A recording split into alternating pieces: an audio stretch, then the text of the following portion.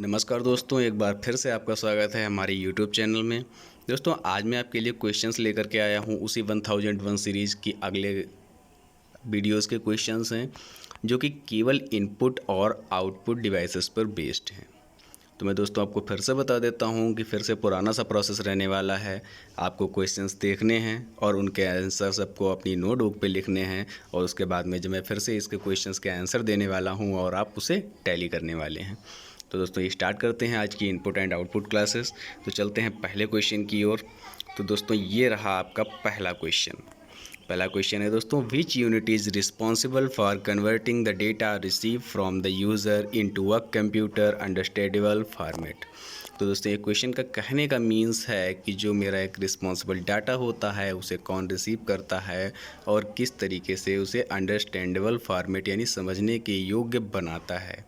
तो दोस्तों, उसका पहला ऑप्शन है मेमोरी यूनिट, दूसरा है अर्थमेटिक एंड लॉजिक यूनिट, तीसरा है इनपुट यूनिट और चौथा है आउटपुट यूनिट। दोस्तों, आपको इसका क्वेश्चन का आंसर नोटबुक पे लिखना है। अब चलते हैं नेक्स्ट पे। नेक्स्ट क्वेश्चन है question number 2, the only languages which the computer understands is. Option A assembly language, option B binary language, option C basic language, option D C language.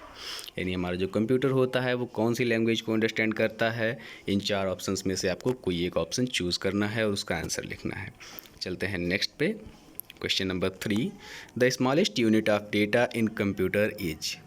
दोस्तों, question कह रहा है कि सबसे छोटी यूनिट कौन सी होती है कंप्यूटर में। दोस्तों, पहला ऑप्शन है बाइट, दूसरा nibble, option number C bit and option D KB. Next question, question number 4, one nibble is equivalent to how many bits.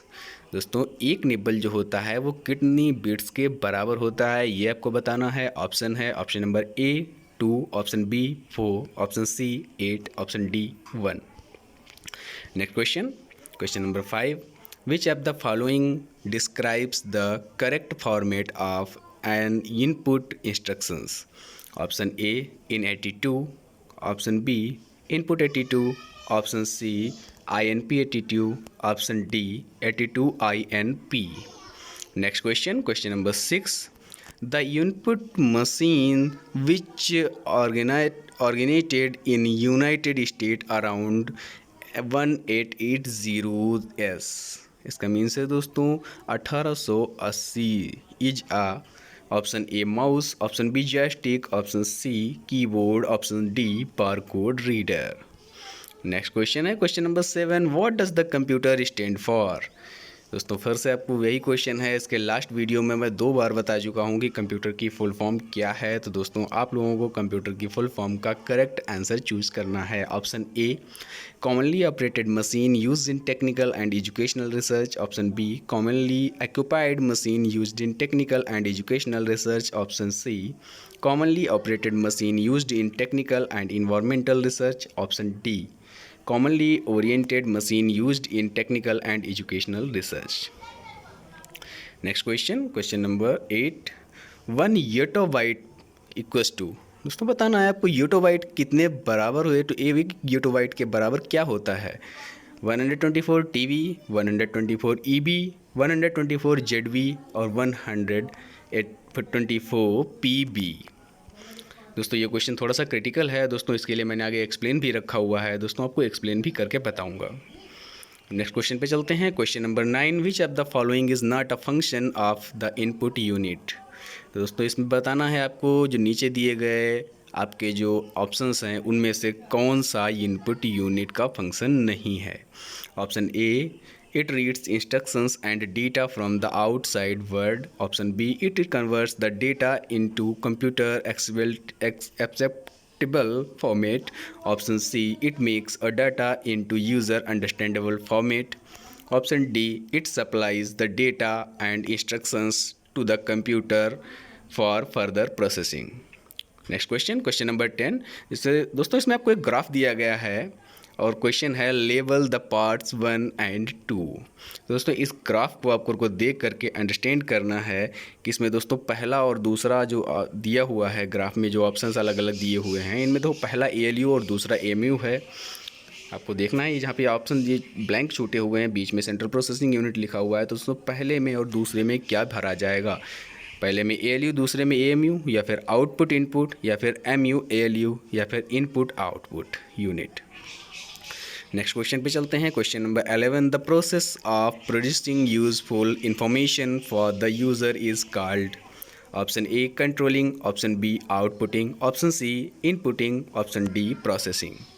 Next question, question number 12, दोस्तों इसमें आपको ट्रू फॉल्स बताने हैं, तो क्वेश्चन स्टार्ट करते हैं। The output unit converts the data entered by the user into computer understandable form. Option A true, option B false. Next question है VDU stand for. दोस्तों ये क्वेश्चन मैं पहले भी बता चुका हूँ, आपको ध्यान, अगर आपने पिछला वीडियो देखा है तो आपको याद होगा। दोस्तों पहला है वर्चुअल डिस्प्ले यूनिट, दूसरा विजुअल डिस्प्ले यूनिट, तीसरा virtual detection unit, option number D visual detection unit. Next question, what goes SVGA stand for. दोस्तों SVGA का स्टैंड फॉर मैंने अभी तक नहीं बताया है, ये पहली बार बता रहा हूँ दोस्तों, लेकिन ये बहुत ही ज़्यादा इंपॉर्टेंट होने वाला है, तो आप लोगों को ये बहुत ही ध्यान से पढ़ना है। Option A standard visual graphic array, option B super visual graphic array, option C standard video graphic array, option D super video graphic array. चलते हैं दोस्तों नेक्स्ट क्वेश्चन पे। Question number 15, the device that use to give single और multiple coloured image and drawing are. Option A monitor, option B printer, option C plotter and option D VDUS।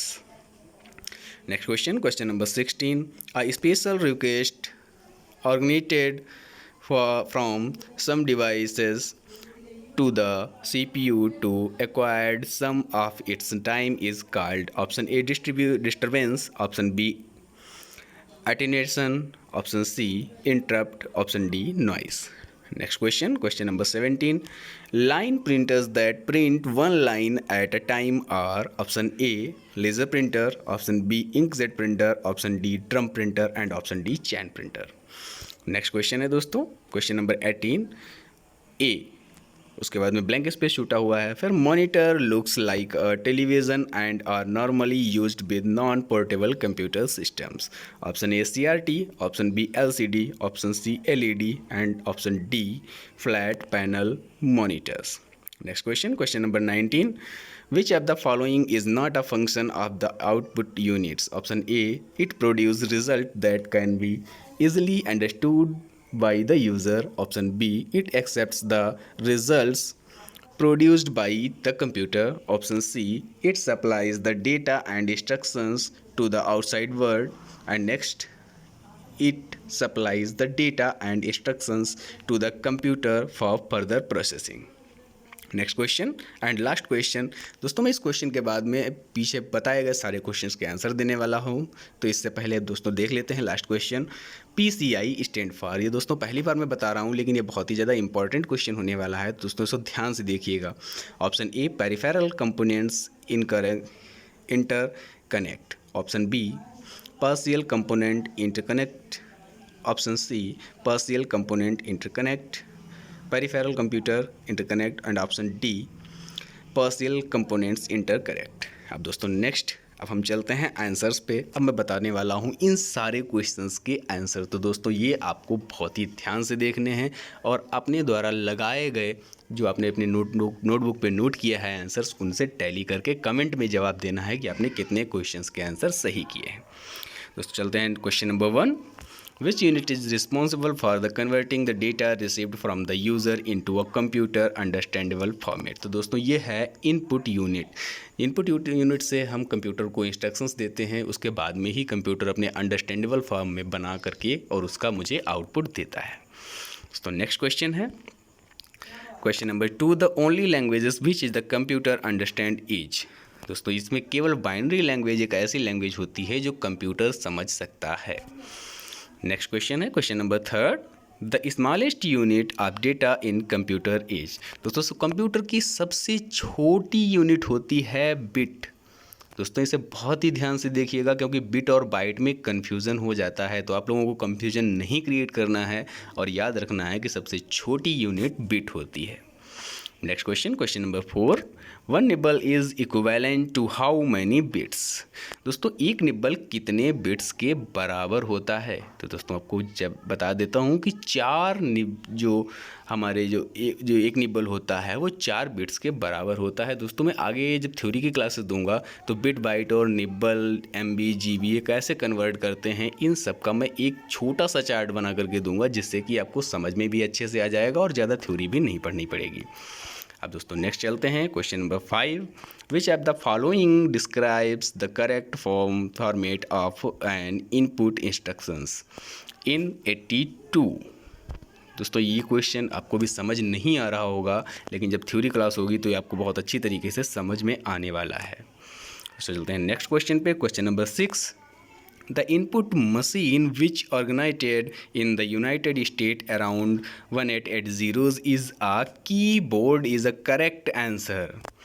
चलते हैं next question पे, question number 7। What does the computer stand for. ये दोस्तों कई बार मैं बता चुका हूँ और फिर से ये क्वेश्चन आ रहा है, क्योंकि ये इतना ज़्यादा क्वेश्चन इंपॉर्टेंट ही है कि बार बार इस क्वेश्चन को पूछा भी जाता है और मैं बार बार इस क्वेश्चन को रिपीट भी कर रहा हूँ।